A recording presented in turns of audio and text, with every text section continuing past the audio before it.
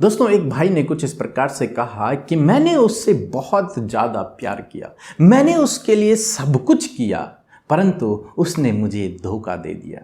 उसने आगे चलकर मुझे धोखा दे दिया। उस भाई ने बहुत से सपनों को सजाया था उसके लिए, परंतु क्या हुआ, उस दूसरे व्यक्ति ने उसे धोखा दे दिया। वो उसकी गर्लफ्रेंड थी और उसकी गर्लफ्रेंड ने उसे धोखा दे दिया। दोस्तों, हो सकता है कि आपके जीवन में भी कुछ ऐसी समस्या चल रही है। और उस भाई ने बताया कि मैं क्या करूं, मुझे बताइए अब मैं क्या करूं, मैं बहुत परेशान हूं, बहुत दुखी हूं, निराश हूं, तनाव में हूं, मैं अब क्या करूं। उसने मुझे धोखा दे दिया, मेरा जीवन अब समाप्त होने पर है, मेरा मन में आत्महत्या करने का विचार आ रहा है, मैं क्या करूं।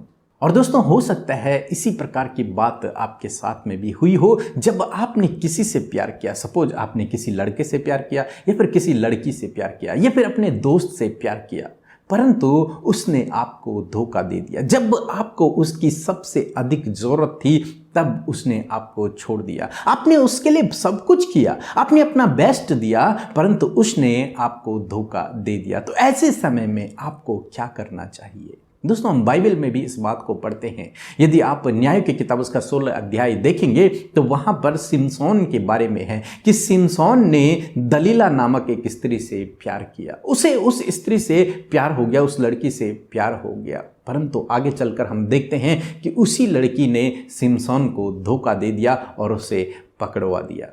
उसका जीवन बर्बाद हो गया उस लड़की के कारण, उस धोखे के कारण। दोस्तों, हो सकता है कि किसी व्यक्ति ने आपको भी इसी प्रकार से धोखा दे दिया हो। तो मैं आपसे कहूँगा कि आप निराश न होएं, आप चिंतित न होएं, आप परेशान न होएं। हालांकि आपको इस समय किसी से भी बात करने का मन नहीं कर रहा हो, इस समय आप अकेला रहना चाहते हैं, आपके मन में केवल गलत गलत विचार आ रहे हैं, आप उस व्यक्ति की हानि की कल्पना कर रहे हैं या फिर आपको बहुत बुरा लग रहा है, आप टूटे हुए हैं, आपका मन इस समय बहुत उदास होगा। हम जानते हैं इस सिचुएशन को कि हो सकता है आपके जीवन में ऐसा चल रहा हो और आप निराश हो रहे हैं, चिंतित हो रहे हैं, परेशान हो रहे हैं कि अब क्या करूं, अब क्या होगा, मेरी लाइफ अब खत्म हो गई, अब सब कुछ खत्म हो गया, अब मुझे मरना ही बेहतर है।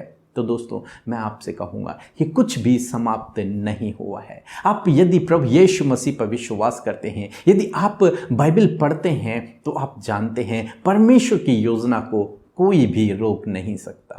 जो परमेश्वर की योजना होती है उसे कोई भी रोक नहीं सकता। और यदि कोई योजना रुक गई है तो इसका मतलब यही है कि वो परमेश्वर की ओर से नहीं था। जैसे हम सिमसोन के जीवन में देखते हैं, उसने दलीला से प्यार किया, क्या वो परमेश्वर की ओर से था? नहीं। यदि परमेश्वर की ओर से होता तो वो हमेशा हमेशा रहता, लेकिन वो परमेश्वर की ओर से नहीं था, इसीलिए तो उसके जीवन में धोखा आया और वो सब कुछ उसने खो दिया।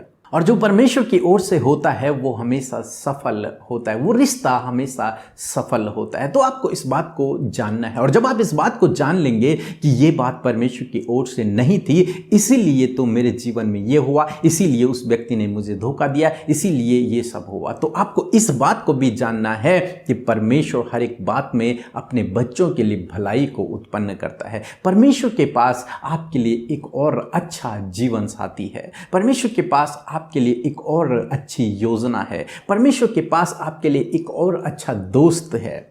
यदि आप प्रभु यीशु मसीह से प्रार्थना करेंगे तो वो आपको उस अच्छे दोस्त से मिलाएगा, वो आपको उस अच्छे जीवन साथी से मिलाएगा जो आपके साथ में हमेशा तक बना रहेगा, अंत तक आपके साथ देगा, आपके दुख में, आपके सुख में, आपके परेशानियों में आपके साथ में खड़ा रहेगा। ऐसा प्रभु आपके जीवन में करेगा। हालांकि आपको इस समय टफ लग रहा है, कठिन समय से आप गुजर रहे हैं, बहुत मुश्किल हालात हैं, परेशानी में हैं आप, परंतु आपको एक काम और करना है कि उस व्यक्ति को आपको माफ कर देना है और ये समझ के कि ये परमेश्वर की योजना थी ही नहीं, ये सोचना है आपको, ये समझना है आपको कि ये परमेश्वर की योजना थी ही नहीं, इसीलिए तो परमेश्वर ने उसे आपसे अलग कर दिया। और अब प्रभु आपको सही व्यक्ति से मिलवाएगा, सही जीवन साथी से मिलाएगा जो कभी भी आपको धोखा नहीं देगा। एक और बात मैं कहना चाहूँगा दोस्तों, आपको किसी व्यक्ति ने धोखा दिया है, परमेश्वर ने आपको धोखा नहीं दिया,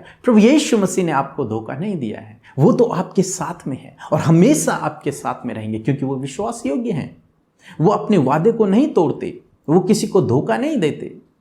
आपको उस पर भरोसा रखना है, और जब आप उस पर भरोसा रखेंगे तो वो आपके जीवन में वो करेंगे जो आपके लिए भला होगा। और यदि आप प्रभु यीशु मसीह पर विश्वास करते हैं तो आपको इस बात को मान लेना है कि मेरे जीवन में जो कुछ हुआ वो मेरी भलाई के लिए हुआ। यदि किसी व्यक्ति ने आपको धोखा दिया, किसी ने आपको छोड़ दिया है, किसी ने आपको गलत कहा है, या फिर कुछ भी आपके जीवन में हुआ जैसे इस भाई के जीवन में हुआ, यदि ऐसा भी आपके जीवन में हुआ तो आपको इस बात को मान लेना है कि ये परमेश्वर की ओर से नहीं था, इसीलिए आपके जीवन में ये हुआ है। अब परमेश्वर आपको उससे बेहतर देगा और उससे अच्छा आपको देगा। सो दोस्तों, मैं आशा करता हूं कि आप समझ गए होंगे कि आपको क्या करना है। आपको उदास नहीं रहना, आपको डिप्रेशन में नहीं जाना, आपको आत्महत्या करने नहीं जाना है, बल्कि ऐसे समय में आपको प्रभु यीशु मसीह के पास जाना है, उससे प्रार्थना करना है। वो आपको सही व्यक्ति से मिलाएगा, वो आपके लिए सही जीवन साथी ढूंढ करके लाएगा। सो प्रभु आपको इस वचन के द्वारा बहुतायत से आशीष दे। आमीन।